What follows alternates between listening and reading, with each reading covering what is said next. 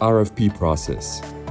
Define needs and requirements, write a detailed RFP, ask vendors to reply, evaluate the proposals, make a shortlist, make a final choice, establish a evaluation process.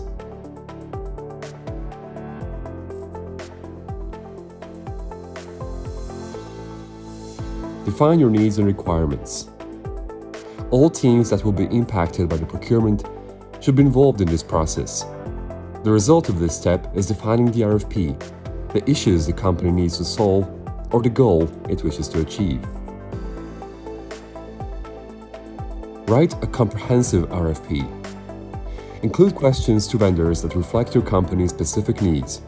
For example, what is your service or product implementation process like? Do you have any references and relevant case studies? How would you protect our organization from risk? Ask vendors to reply. Create a list of vendors, send your RFPs to them, and ask them for direct responses or use a bid service to post your RFP publicly.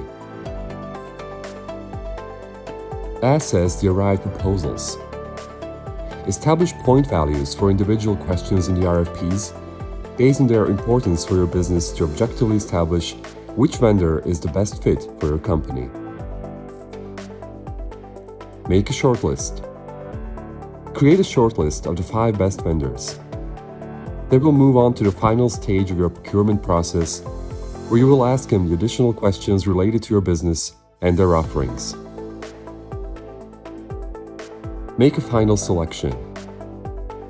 After coming up with your final choice, inform all the vendors you've shortlisted, regardless if you've chosen them or not. They may still be a viable option for your company in the future, and you should try and be on good terms with them.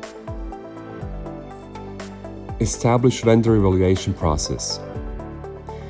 You can use a supplier scorecard to make sure vendors meet your requirements.